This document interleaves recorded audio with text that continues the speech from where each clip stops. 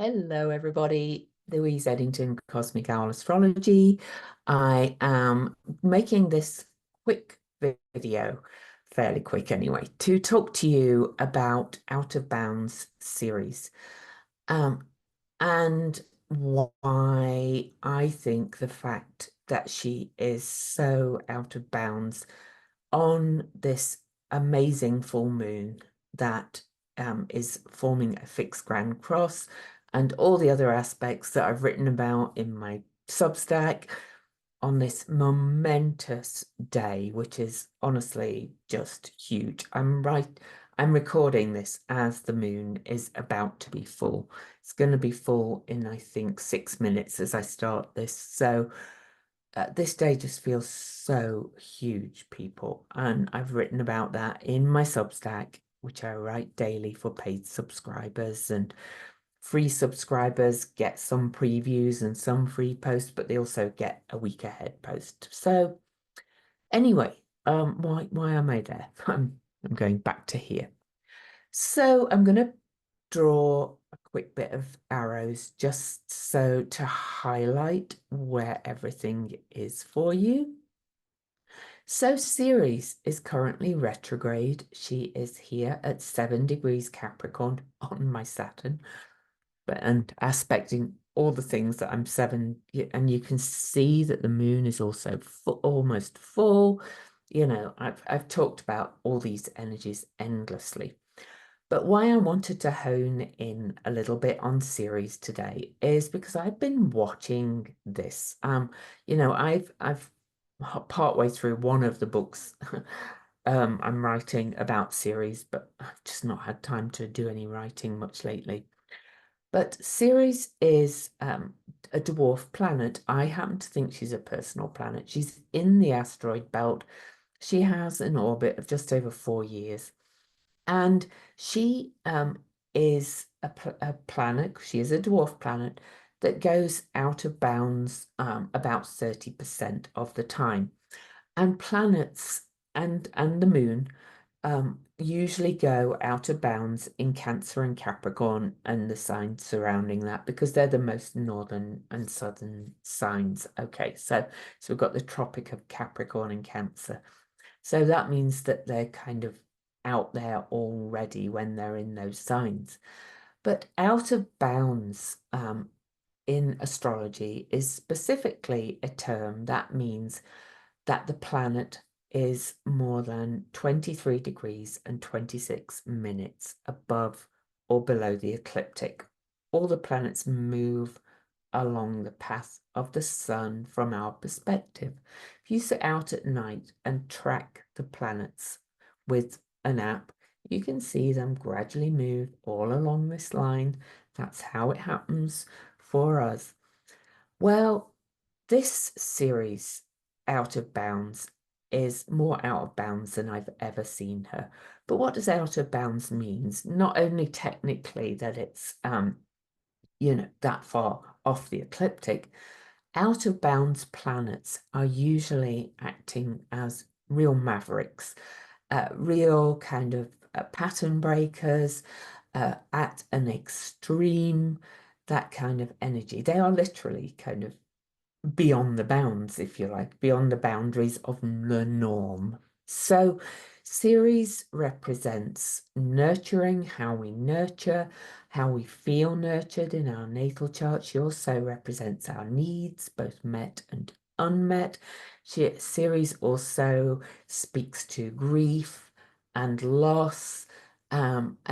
She's very related to the myth of Demeter Persephone, in my opinion, which is kind of the more detailed Greek myth. You can go and read that if you like.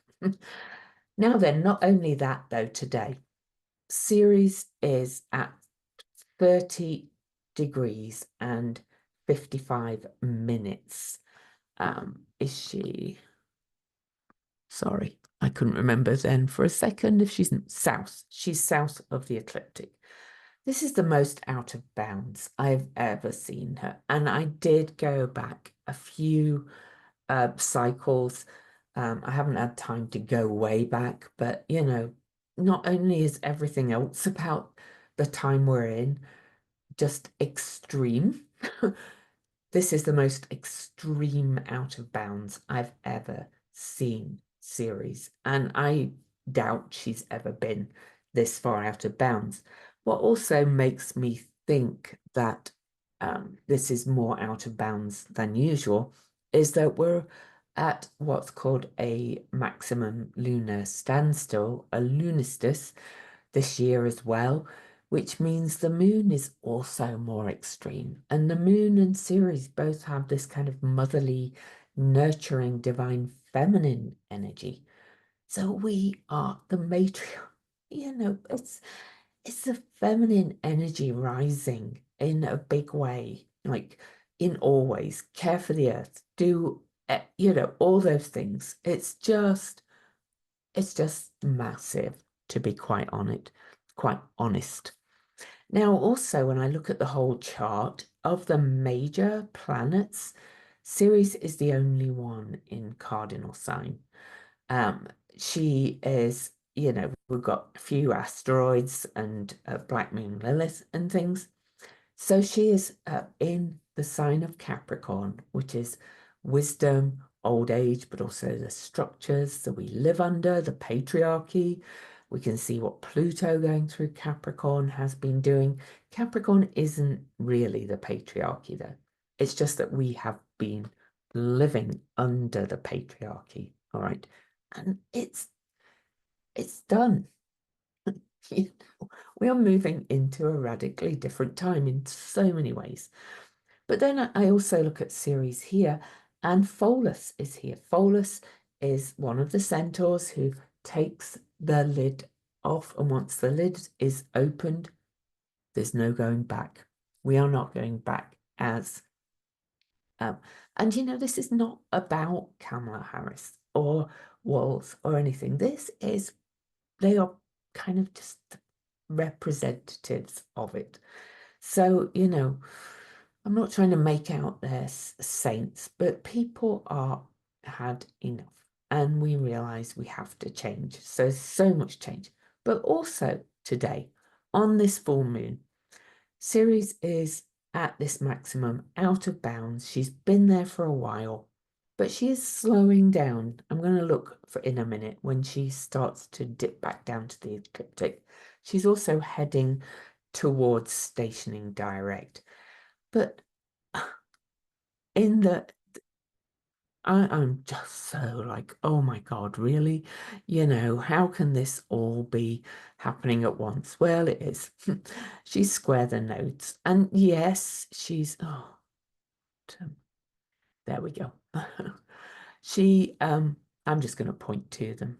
So the nodes. So the nodes are at 7 degrees and they are slowing down because we're heading into eclipse season. I'm actually going to record an eclipse kind of talk with another astrologer tomorrow to look at that. So, well, yeah, that's meant to be on that. So the nodes are the past and the future, what we're moving towards and what we're kind of healing. And the South Node in Libra is really about not playing nice anymore. And to just talk about the politics again, we look at kind of the left, as it were, or the more, whatever you want to call that energy in not just the US, but a lot of places. But this full moon is on the US's moon, so, it's feeling it there. But they're not playing nice anymore. They're but it's also approaching it from this difference of no, we're not going back.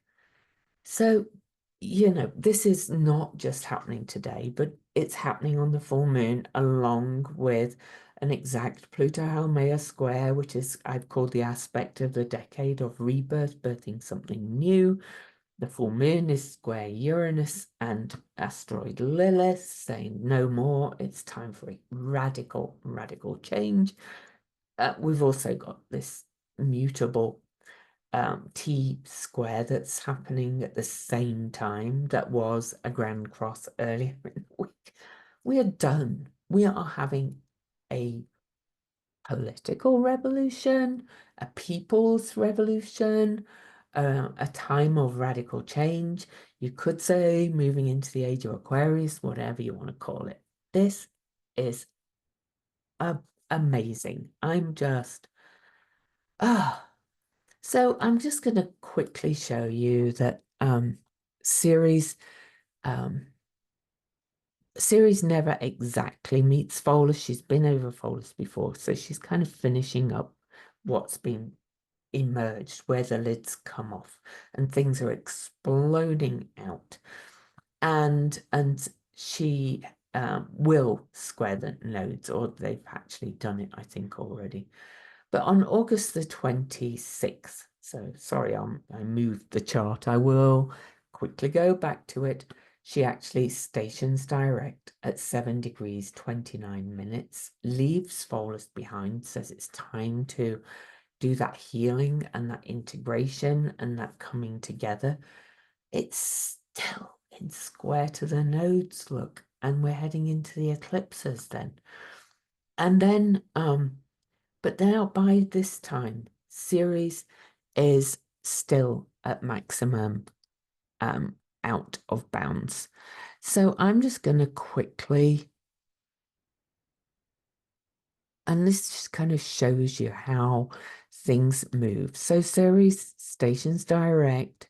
She's going to finish up her business in the sign of Capricorn. She's still, oh, there we go. There's the day. On the very end of the month, as Pluto moves back into Capricorn as well. So Pluto and Ceres are starting to move towards each other. She will start going back towards the ecliptic. And then she, it's going to take a while. So, but then she starts moving faster and faster as she gains speed after stationing direct. And so I'm just trying to get it so we're 23 degrees. So she, oh, hang on.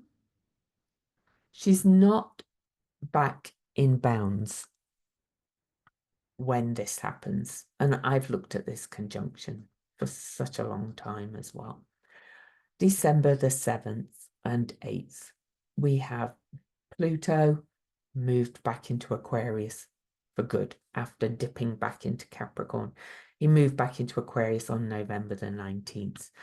We have Venus, which is Persephone really, moved into Aquarius, leaving Mars behind because Mars goes retrograde over here in Leo, which is on the North Node of the USA. Anyway, this is massive. And then really, this is the three players from the Demeter, Persephone, Hades myth conjoined together at 0 degrees. If I go back just a few, they never all three get together exactly, but let me show you when Venus is back at 0 degrees. So, it's on December the 7th. All three are at 0 degrees all that day. 0 degrees has already been a hot spot. I did it in a video. I looked at some stuff on a video called Fools and Lovers with a client, Dawn Hild. You can search my YouTube and find that. There's slides available of that hot degree, 0 degrees. This is right after the election. This is around the date that the election will be certified. I think in the US, I think the Democrats are going to win huge, and it's going to be just a new way, a new future. Add to that, that Mars goes retrograde right there. But to go back to the out of bounds, she's still, she's the great mother. She is kind of pissed at how we've treated each other and not looked after each other and not nurtured each other and not come together and not looked after the earth. So Ceres is still out of bounds. I've never seen, like, along with all the other things, I've never seen. Ceres, almost there. She will go back in bounds Okay, actually at 13 degrees Aquarius, the number of the goddess, you know, the number of the witch, whatever you want to kind of call it, the number of the divine feminine. And there's so much more I could say, but we're done. You know, I'm not wishing harm on anybody, of course, but they're just going to fade away, I think. And the autocrats are all going to be toppled, they're going to lose and whatever. Um, you know, this is a people-powered movement. And just to talk about what the words they're saying um, represent, Harris has said this is a people-powered movement. And remember, it's not just about her. This is just astounding, all right? And then, you know, to add to that as well, then Venus will have moved on by that point and be conjunct Saturn, which is now direct. Saturn being the guide for Capricorn. We're gonna have a whole new way of living and caring for each other. And will it take time? Of course, but oh my God, I cannot believe how amazing today is on the full moon. So happy full moon, fixed grand cross, making things real, but breaking old patterns as well. And bringing in where we've had enough, we're not doing this anymore. Then a mutable T-square, which was also a grand cross, which is bringing major shifts and change in perspectives and viewpoints and thinking. And then we have this cardinal T-square too, to the nodes today. I'm just, I keep finding more bits, but it's just repeating everything I say. So just tune into it and feel into this hope. Yes, I'm sorry, you know, there's still stuff happening in Gaza and Ukraine. Please don't forget Ukraine. My friend in Kyiv says, don't forget us, you know, but I think there's going to be turnarounds in all of this as well. And but incidentally, by the way, the full moon with Uranus, square Uranus aspects both Donald Trump's chart and Biden's chart. And whilst I like Biden for the most part, their time is done. This is a whole new generation, a whole new thing, a whole new vibe. And I welcome it and celebrate. And I love you. And I've got to go to the gym. Bye.